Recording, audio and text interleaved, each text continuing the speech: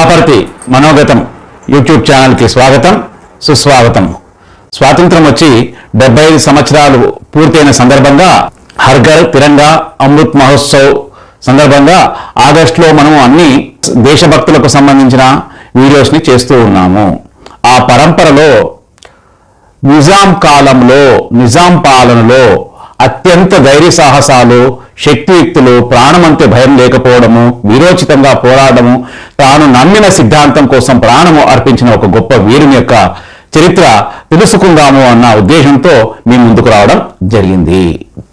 నిజాం కాలంలో ఎవరబ్బా ఇంత గొప్ప ధైర్య సాహసాలు ప్రదర్శించిన వ్యక్తి అని కనుక మనం ఆలోచన చేస్తే మనందరికీ ఆ వ్యక్తి పేరు ప్యాసివ్ మెమరీలో ఉంటుంది.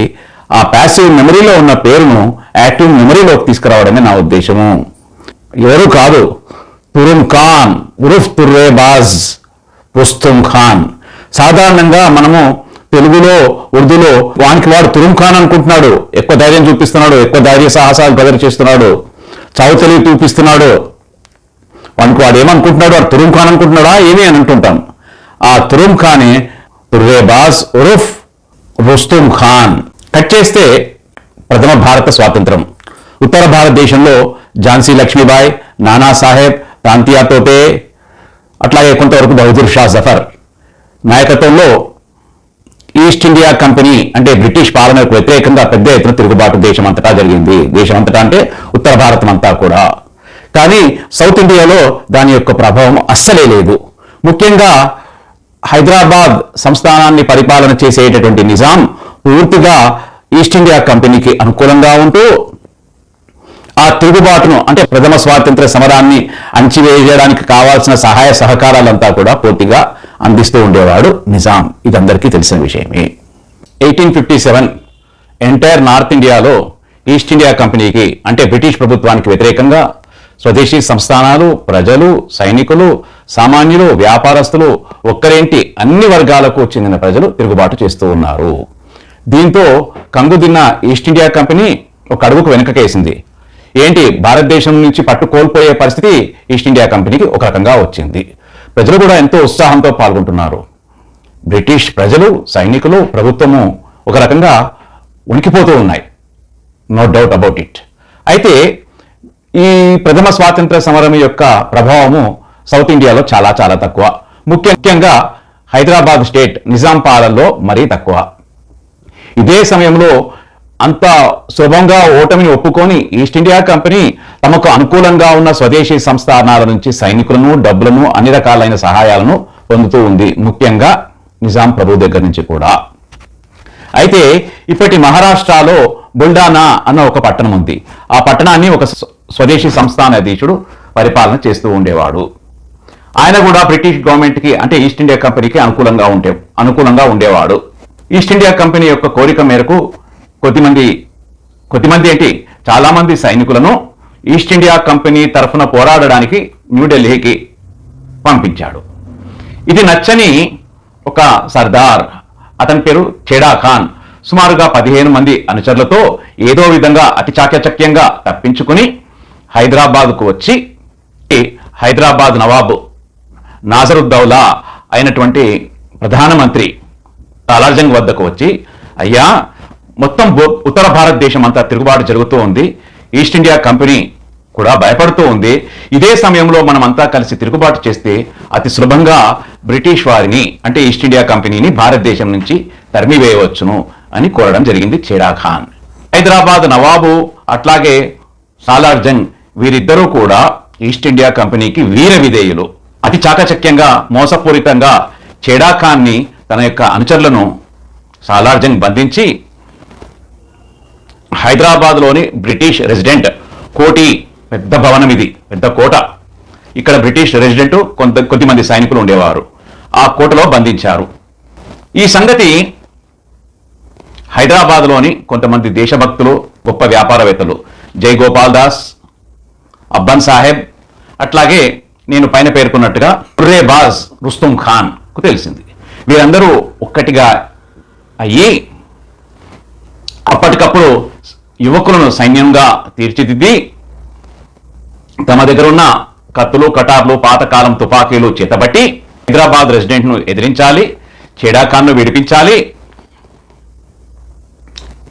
బ్రిటిష్ రెసిడెంట్ని, బ్రిటిష్ ప్రభుత్వాన్ని భారతదేశం నుంచి, హైదరాబాద్ నుంచి తరిమివేయాలని వారి ఉద్దేశము.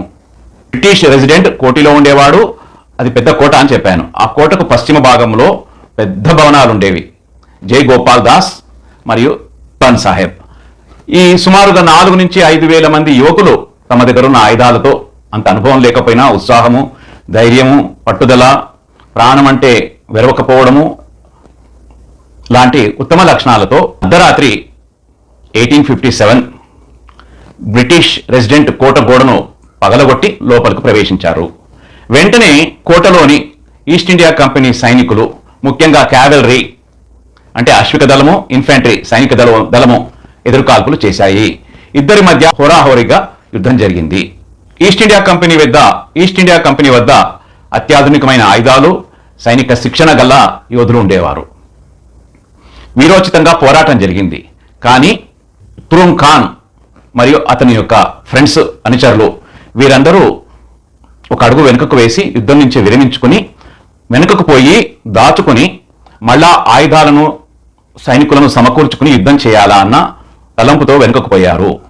అయితే ఏదో ఒక విధంగా తప్పించుకుంటూ ఉంటే తుర్రేబాస్ ఖాన్ని బ్రిటిష్ ప్రభుత్వము అరెస్ట్ చేసింది.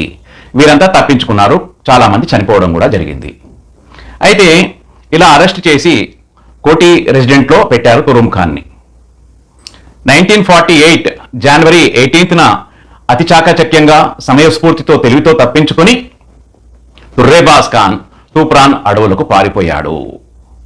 మళ్ళా సైనికులను సమీకరిస్తూ ఉన్నాడు.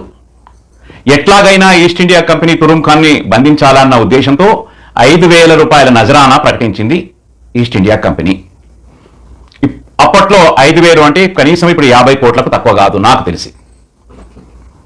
అయితే ఒక సర్దార్, తూప్రాన్ అడవుల్లో ఉన్న వ్యక్తి తుర్రేబాస్ ఖాన్కి సహాయం చేసే నెపముతో రహస్యంగా ఈస్ట్ ఇండియా కంపెనీకి తుర్రేబాస్ యొక్క అనుచరుల గురించి, తుర్రేబాస్ గురించి సమాచారం ఇవ్వడం జరిగింది. దాంతో ఈస్ట్ ఇండియా కంపెనీ సైన్యము తూప్రాన్ అడవుల్లో ప్రవేశించి తుర్రేబాస్ ఖాన్ని కాల్చి చంపేసినారు. అక్కడికక్కడే చాలా మంది అనుచరులు కూడా చనిపోయారు. వారిలో జై గోపాల్ దాస్ కూడా ఉన్నాడు, అట్లాగే అబ్బన్ సాహెబ్ కూడా ఉన్నాడు.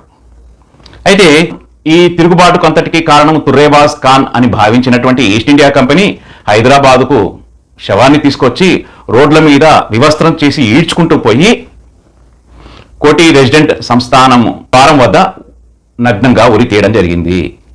అంటే ప్రజలందరినీ కూడా ప్రజలందరినీ కూడా భయపెట్టడమే దీని యొక్క ముఖ్యోద్దేశము. ఇక ముందు ఎవరైనా ఈస్ట్ ఇండియా కంపెనీకు గనుక వ్యతిరేకంగా తిరుగుబాటు చేస్తే ఇదే శిక్ష అమలు చేస్తాము అని చెప్పడమే వారి యొక్క ముఖ్యోద్దేశము.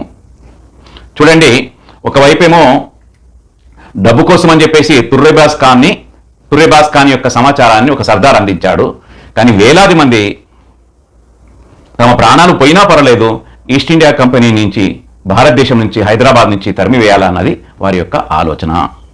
ఈ రకంగా తుర్రేబాస్ చనిపోయిన తర్వాత, స్వాతంత్రం వచ్చిన వెంటనే తుర్రేబాస్ ఖాన్కి హైదరాబాద్ కోటి వద్ద ఒక విగ్రహాన్ని స్థాపించడం జరిగింది. అట్లాగే ఆ వీధి కూడా తుర్రేబాస్ ఖాన్ వీధి అని పెట్టడం జరిగింది. ఈ రకంగా ప్రజలందరూ కూడా, ముఖ్యంగా సామాన్యులు, గ్రామీణులు, వారు హిందువులు, ముస్లింలన్న తేడా లేకుండా తుర్రేబాస్ ఖాన్ యొక్క ధైర్య సాహసాలను పొగుడుతూ అనేక కవితలు, గీతాలు, ఖవాలీలు రచించారు. ఇప్పటికీ కూడా అత్యంత ధైర్య సాహసాలకు, శక్తి సామర్థ్యాలకు, తాను నమ్మిన సిద్ధాంతం కోసం ప్రాణాలు వదలడానికి తుర్రేబాస్ ఖాన్ ఒక చక్కటి ఉదాహరణగా ప్రజలు భావిస్తూ ఉన్నారు. అప్పటి బాంబే గవర్నర్ బ్రిటిష్ గవర్నమెంట్కి, ఇంగ్లాండ్కు ఒక లెటర్ రాస్తూ, ఒకవేళ తుర్రేబాస్ ఖాన్ గనక సౌత్ ఇండియాలో హైదరాబాద్ నవాబును గనక ఒప్పించగలిగితే పెద్ద సమస్య బ్రిటిష్ గవర్నమెంట్కి ఏర్పడేది అని లెటర్ రాయడము జరిగింది. ఈ రకంగా తుర్రేబాస్ ఖాన్ యొక్క వీరోచిత పోరాటం గురించి బ్రిటిష్ ప్రభుత్వం ఎంత భయపడిందో మనం సులభంగా అర్థము చేసుకోవచ్చు. డియర్ ఫ్రెండ్స్, ఈ వీడియో నచ్చితే లైక్ చేయండి, షేర్ చేయండి, మీ రిలేటివ్స్కి, ఫ్రెండ్స్కి యూజ్ చేయమని చెప్పండి. ఈ వీడియోని సబ్స్క్రైబ్ చేసుకోండి, వాళ్ళని చేసుకోమని చెప్పండి. తద్వారా మరిన్ని మంచి వీడియోస్ చేయడానికి మీరు ప్రోత్సహించిన వారు అవుతారు. జై హింద్.